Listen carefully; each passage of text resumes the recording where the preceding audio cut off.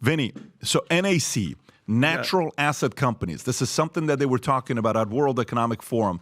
What can you tell us about NAC? So I got a message from a guy. This is how sick and dope Manek is. He was like, Vinny, you guys need to talk about this. Nobody is talking about it. I want to have this farmland. He messages you on Manek. He messages me on Manek. And today, apparently, I think today is the last day that you can actually go out there on the public record and try to fight this thing. So I'm going to go really fast.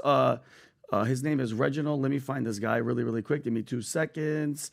Reggie. Okay, here he goes. So he messages me and says, Vinny, I'm sending you this Manek and regarding something called natural asset companies. We have a chance to leave a public comment opposing the monetizing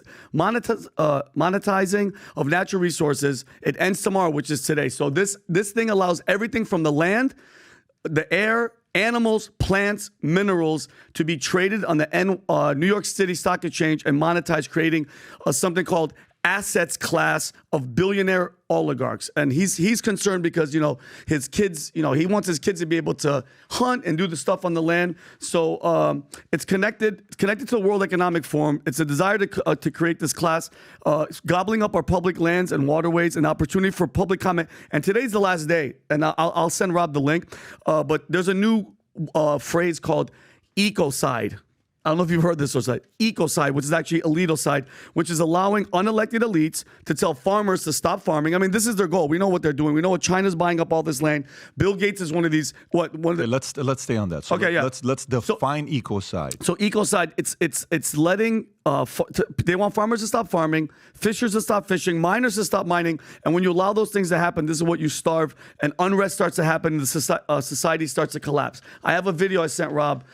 Greta Thunberg and her friend, the CEO of Stop Ecocide International, her name is Jojo Mehta, demanded during the World Economic Forum on Tuesday that they dubbed Where Nature Meets Conflict on Tuesday. It's a new international criminal category of ecocide to prevent the mass damage. So they don't want you fishing, they don't want you doing anything, and they want people to be able to trade and invest on your land, even if you own it. And this is what this is just her attitude on fishing and stuff. This is at World Economic Forum? This is a World Economic Forum. Okay, go ahead. I mean, ecocide as a word is becoming better known around the world, and the concept is generally mass damage and destruction of nature. But legally speaking, what our organisation and other collaborators aim to do is to have this recognised legally as a serious crime. Because one of the issues that sort of pervades all of this discussion is that crazy? Is that we have a kind of cultural, very ingrained habit of not taking damage to nature as seriously as we take damage to people and property. And that, I mean, if you're campaigning for human rights, at least mass murder, torture, all of these things are serious crimes. But there's no equivalent in the environmental space. Unlike an international crime like genocide that involves a specific intent, with ecocide, what we see is actually what people are trying to do, what businesses are trying to do is make money, is farm, is fish, is do all of these things that are, producing energy and so on as well. But what's missing is the awareness and the conscience around the side effects, around the collateral damage that happens with that. Yeah, fishing and stuff on your own land. They want to, and so Robert sent me this. So basically, they can rule private property laws under the guise of protecting the environment. They can basically control, and they're going to be trading air. Do you understand? Like air, water. Tom, what are your thoughts on this? I think this needs to shake out a little bit. There's a little bit of an inflammatory speech going on both sides. But what you basically have is the Greens are trying to find more ways to impose their will.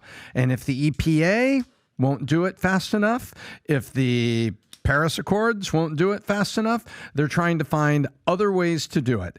And what you heard her say is she was equating, and basically what she's talking about is strip mining, where you go for coal and you dig those big pits with all the levels on them that you can see, which are pretty devastating, right? Because a lot of that runoff ends up in streams, which is bad. So there's something that's bad. She's trying to equate that with genocide and to put a criminal penalty on it. That's one of That's one of those angles. And so they're trying to find new ways to invoke an environmentalist and green agenda is what they're trying to do. And we should learn about this, understand it has a little bit of traction, but also has a hell of a lot of resistance right now. And the resistance is correct. And I sent Rob the link for people to get on the sec.gov to file your grievance and say no. They need comments to make this not happen because this is horrible. If this goes through, it's not going to be good. Adam. Yeah, this is the first I'm hearing this, so respect to you with this. Here's what I will know, and I'll give a shout out to our friend Konstantin Kisin from Trigonometry. I remember when he got up in there in Oxford and lectured the global disaster, the climate crisis crowd who basically think the world is coming to an end. He said, listen, you have to understand, here in the UK, we have the luxury of having such a great life that we can worry about all the problems that don't actually exist right now.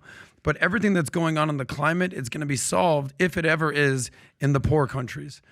In the highly populated poor countries like China, India, Latin America, Brazil, because they're putting out the biggest forms of pollution in the world. But you think that a poor Indian is waking up, living in the slums of Mumbai and being like, that global warming thing. Dude, they're trying to survive. Yep. Okay, so the poor people are the people that are going to suffer the most by this type of agenda. So they're looking at how to pay the rent and basically put some food on the table, and you're living in your high-rise in New York or London worried about the existential crisis that doesn't really exist. So it's all about perspective. People like to put all these pictures out there of all the negative that's happened. I saw a very short documentary on Chernobyl. And so Chernobyl, a terrible economic disaster for the city and for the people, and a human disaster, and then just an environmental disaster. But you know what they look back 20 years after Chernobyl? You know what happened there? They took satellite pictures and looked. The vegetation and things that had grown back over it was amazing. So it shows that earth and trees and shrubs and everything that was there with whatever rainfall it gets, it grew back. And it was this massive, like little micro forest that had grown in after man left, all this stuff grew, and they still had this horrible thing in the middle. It's radioactive. Yes, true. But you also know that the earth heals itself pretty quick. Everything grew back. And they said, all this vegetation here is creating a whole lot of oxygen. And we still have this eyesore in the middle, but so all of this thing, they only want to show one side. You know, we strip mine and we did all this. They don't want to show replanting all the trees. They don't want to show that if you leave it alone for 20 years, that all of a sudden you get the equivalent of forest that grows back. What was this documentary called? It was about Chernobyl. It was short. It was about 10 minutes long. Very but interesting. I think some of these are the pictures that you see of Chernobyl where you see incredible growth. Now, that doesn't change the fact in the middle of it is this little radioactive pit. Yeah. But it does show you how that if we don't keep cutting the trees down, the trees grow back. If we don't cut the brush down, the brush grows back. The earth, best thing you said is the earth finds a way to heal itself. That's why it's called Mother Nature. Yeah. Because women grow life. Oh my gosh. Okay. We all have mothers here, guys. You can find his profile on Tinder. He's in swipe right. He's single right now. So if you like this clip and you want to watch another one, click right here. And if you want to watch the entire podcast, click right here.